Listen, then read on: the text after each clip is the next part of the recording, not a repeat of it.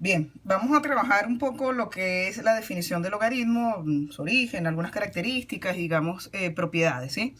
La expresión a elevado a la x igual a b es equivalente a escribirla de la siguiente forma. Fíjense que, digamos, la variable está en el exponente, de manera que esta es una expresión que podríamos llamar de tipo exponencial. Esto equivale a escribir lo siguiente: logaritmo, abreviado con las letras L o G, algunos autores usan LG, es irrelevante, en una base que va a ser un subíndice, una letra escrita de forma más pequeña, por favor, que no se confunda con lo que voy a escribir ahora, que va a ser el argumento. Logaritmo en base a del argumento b igual a x. ¿Cuál es la equivalencia entre estas expresiones? Que la pregunta que debes hacerte para resolver un logaritmo es: ¿a cuánto debo elevar la base a para que me dé como resultado el argumento b? Dense cuenta que al hacer, digamos, esta definición de esta manera, a elevado a la x es igual al argumento b, lo que tenemos es la expresión exponencial que aparece aquí. Partiendo de esta definición y teniendo las siguientes condiciones, muy importante, para hacer estas dos definiciones, estas dos equivalencias, existe una condición. Tanto el argumento a como la base a como el argumento b, ambos deben ser mayores que 0, sin ser iguales a 0. Es importante esa aclaratoria. Y además, chicos, a, que es la base, debe ser diferente de 1. Es decir, cuando yo digo mayor estricto a 0, puede incluirse al 1, pero si hago esta condición, esta salvedad, ya sabemos entonces que ni la base de esta exponencial ni la base de un argumento pueden llegar a ser 1. Partiendo entonces de estas expresiones, vamos a lo siguiente. Vamos a desprender de aquí algunas características que pueden surgir también por una simple operación matemática. Si la base y el argumento son iguales, la respuesta naturalmente va a ser igual a 1. Claro, a elevado a la 1 es igual a. Luego tendríamos que si me piden un logaritmo en cualquier base, muchachos, puede ser una base, incluso un número que pueda lucir bastante desagradable, un seno cuadrado de 3 pi-quintos, que aparenta ser un número muy feo. Si me están pidiendo el logaritmo en esa base de ese número horrible del número 1, la respuesta tiene que ser inmediata, eso es igual a 0, entendiendo por supuesto que cualquier número elevado a la 0 es igual a 1. Otra definición bien importante que se utiliza mucho a la hora de resolver ecuaciones exponenciales, atención. Si tú tienes en una expresión de potencia, donde la base es a, y atención, el exponente, fíjense que escribo más pequeño, es un logaritmo en la misma base a de un argumento b, pues el resultado será b. Esto se desprende de una simple sustitución que se hace acá arriba en la definición. De tal manera que si tienes una potencia a, cuyo exponente es el logaritmo en base a del argumento b, el resultado será b, inmediato.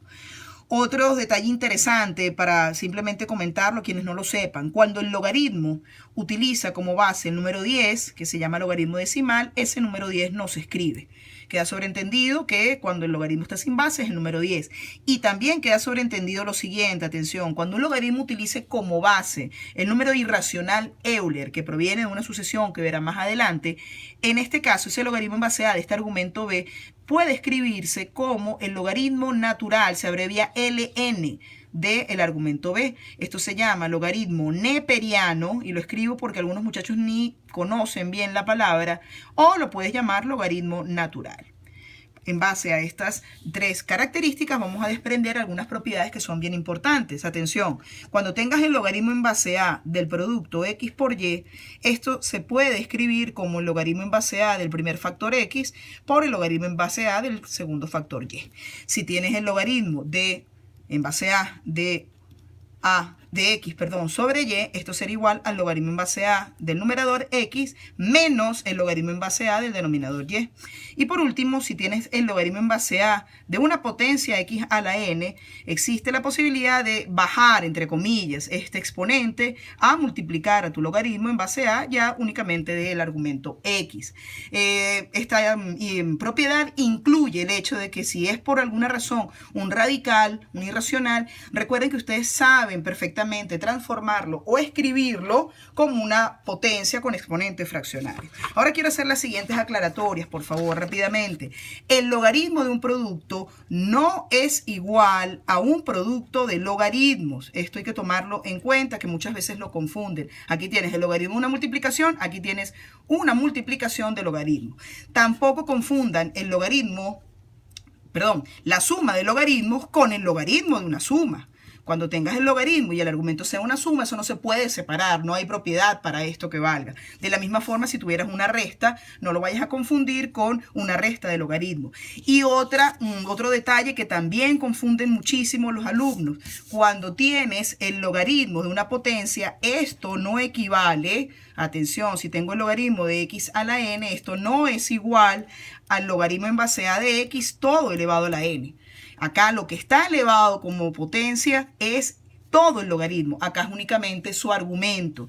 Cuando ocurre esto es algo similar a, por ejemplo, la forma de escribir la otra función trascendente, por ejemplo, el seno, que ustedes tanto conocen.